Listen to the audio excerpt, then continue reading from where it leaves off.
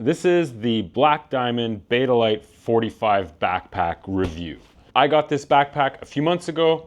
I've had the chance to take it out now on 5 or 6 trips, totaling about 12 to 14 days in the backcountry, several overnights.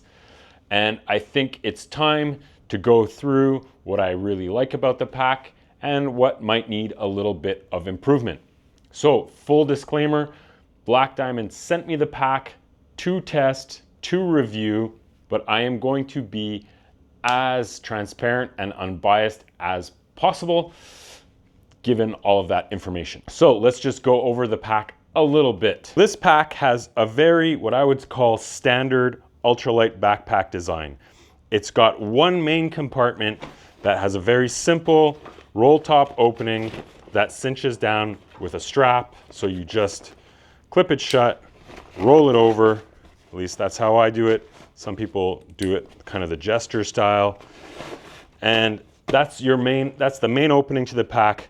No zippers, no drawstring, nothing like that. The other main feature is a large front stretch mesh pocket that people use for carrying kind of things that you're using throughout the day. 2 side pockets that fit water bottles really nicely, so you have zero problem fitting in any kind of largish bottle. No issue.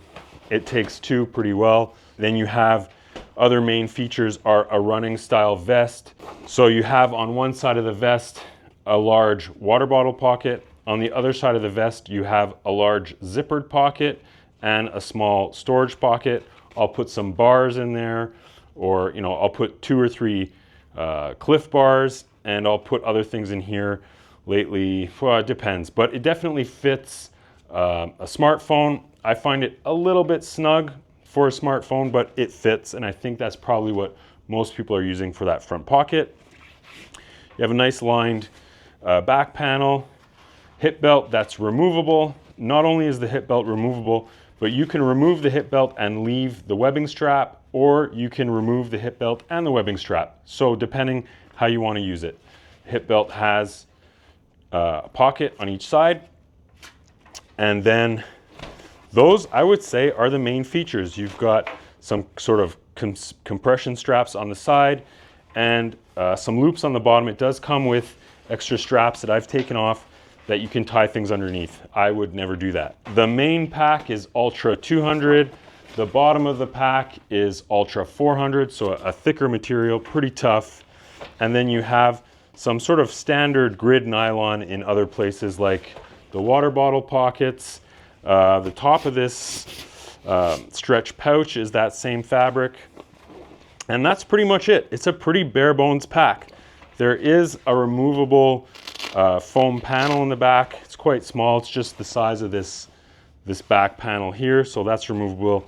That's removable. And you have a port for hydration hose, and inside you have a mesh hydration bag, compartment, standard like almost any other pack. You have load lifters, and also inside there are 2 aluminum stays, which I have out right now. So I haven't been using it with the aluminum stays, just because that's how I prefer to use my packs. So nice clean pack, nice lines. I think overall it's a pretty good looking pack. Let's get into the details. What do I like about the pack? What are the good features? And what can you expect from it?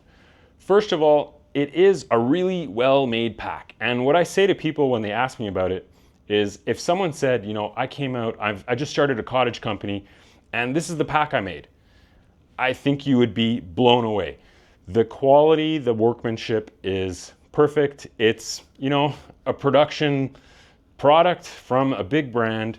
The workmanship is impeccable. The stitching is impeccable. It's all seam sealed. It's well made. It's a piece of Black Diamond gear that, I've never had any issues with Black Diamond gear. I have one of their, what other pack do I have from them? I have a ski touring pack, the Cirque 45. Well-made pack. A lot of the features are very similar on it in terms of the build. Up next are what I would call the features. or lack of features, and I think that's a good thing. This is a pack that's intended to be an ultralight or a fast pack style pack. And what I find happens with a lot of the larger brands when they get into that, they can't help but carry over a lot of the little details or elements that come from a standard pack. I think they did a good job here really distilling it down to what people like. Main compartment, 2 side pockets, main stretch pocket, you know, what you need and what makes for a lightweight and efficient bag to use on the trail, with the addition of a nice running vest style harness system. I used the running vest style pack for the first time last year, the what is it, Ultimate Direction Fastpack 40. That pack has tons of problems, but the one feature that made me keep on going back to it was that running vest style harness that I've just gotten used to. So having that kind of harness to me is almost a no-brainer. I think that all packs should run them now. You know, just having things accessible, having things built into the backpack just make more sense. They make it more comfortable. And they mean that, you know, you're not looking for a little add-on extra pouch to hold your water bottle or your phone or whatever. It comes built in, so it's kind of more streamlined. I definitely like that. Up next is the volume. I feel like they picked the right volume for me. So I've been using that style of minimalist pack for quite a few years. Like I said, I have the Ultimate Direction Fastpack 40 here, and the pack that I was using before that was the Northern Ultralight Sundown. So they're all very similar volume packs. I do think that the Beta Light is a little bit bigger, so it's a 45 liter pack. I find that it's just easier to get everything in there. You know, recently I've really only been doing overnight trips, so my pack there's so much room in it that it's almost absurd. 40 liters or 39 is on the small side for a lot of people. This you're up at 45. I find it just gives you that extra little buffer, and overall the dimensions of the pack with that volume, they come together as a pretty nice package. The other thing is, which is hard to explain, is the fact that it's not built like a perfect tube. It's a little bit bigger at the top, which once it's all closed down, you don't notice it, but that's something that I really like in a pack, when you have the opening that's larger than the main body or the lower part of the pack. It just means that you have a really big opening that is easy to get things into. A lot of things going for it. Build quality is great. It's fully taped, great material, and you know, Ultra 200, Ultra 400 are where a lot of the great packs right now are being made of that material. It's super durable, and I think it's a well-made pack. Now, like I said, I've used it on multiple trips, and it's been working out really well for me. I haven't been out on the trail and just been saying, this drives me crazy, I can't use this pack anymore. It's gonna be the pack that I use for a while now. It's my backpacking bag, and that's what I'm gonna keep using, because it has all the features that I need and nothing that is a real hard deal breaker for me. That being said, there's definitely a few little things that I think could be improved. First of all, and this is what everyone has said and everyone comments the first time they see the pack, which is what is going on with this fabric up here. Because you have a nice big stretch pouch that is actually quite elastic and gives you a massive amount of volume. If I compare that to something like my Northern Ultralight pack here, you can see that the stretch mesh pocket is, I don't know if it's twice the size, but the one on the Black Diamond is quite a bit bigger. If you compare that to something like this pack, maybe 14 or 16 inches of mesh panel, very stretchy. You've got a lot of room in there. But you have this kind of solid material at the top, and your top clip is attached to that. So when you want to get into this, depending what you're doing on the trail, you can slide your hand in from the side and get something. A lot of the time you're going to want to unclip, or what I've been doing is just loosening my top strap and then being able to get in.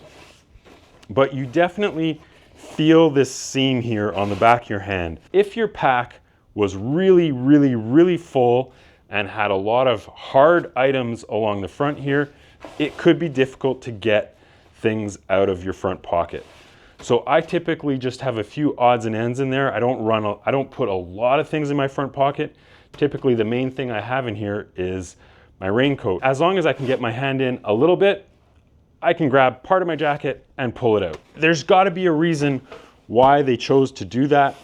I'd be pretty curious actually to know the design philosophy behind this and why it's like that. Maybe it's because the front pouch is so big and that it would just stretch down too much if you didn't have that. Maybe they were looking for a way to make a really solid connection between the top strap and the buckle. So this you can really crank on, and it's not gonna, you know, pull stitching or anything like that, which is something I've noticed on a lot of packs where your front buckle is just into one main seam. So this triangle kind of, I feel like it distributes it. I don't know. But it really hasn't bothered me that much. So not great to say that something hasn't bothered me that much, but this is one of the things that people have noticed, and it's something that you do kind of experience on the trail. So depending on how much you use your front mesh pocket, what you put in there, it could be more or less of a problem depending on the person. For myself, you know what? It really hasn't changed any of my trips. Next up are these compression straps. And if you look closely, this is not the stock cord that came on here. This is Lawson iron wire. The pack came with these very thick pieces of cord, and there are these line locks on here, and the cord is just, I find, too thick for those line locks. It makes tightening and loosening the compression straps a little bit more difficult than it needs to be, and I found it a little bit annoying. The same thing goes for the straps that are on the bottom of the pack. It comes with these very, you know, the attachment loops that are there are the same thick material, and the cords that are there are quite thick. Because of how the pack is made, they're just girth hitched on to these little side loops, and it was very easy for me to just switch that out, and it solved the problem completely. Hip belt pockets. These hip belt pockets, in my mind, are the main thing that need a redesign.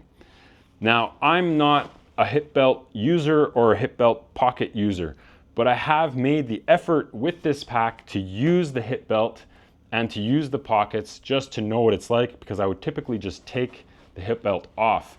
And the fact that you can take the hip belt off is a big plus to me because I don't typically use one. If a pack has a completely non-removable hip belt, I tend to opt for something else, which is, you know, one of the reasons why I don't use some of the very popular backpacks. These hip belt pockets are a little bit odd to me. They're this kind of triangular shaped that really protrudes out sideways and don't have much depth to them. I feel like you could get by with a much more simple kind of rectangular deep pocket that doesn't stick out as much. Once you're wearing it, it's hard to open and close the hip belt pockets with one hand.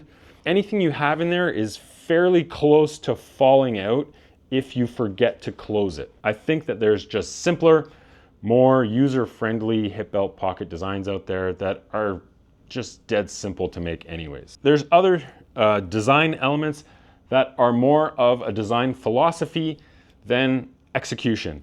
I would rather not have a port here for a water bladder for a hydration system just because you've put a hole in a sealed pack.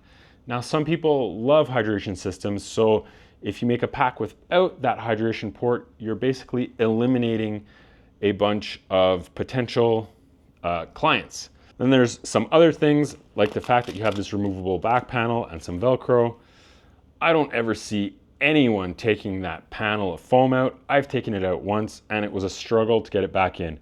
You're definitely not going to be taking this in and out of your pack all day long to use it as a little seat, because there's just a potential to rip the piece of foam. So that is kind of a feature that I don't find that interesting. Is it a fast pack? Is it an ultralight pack? Is it a load hauler?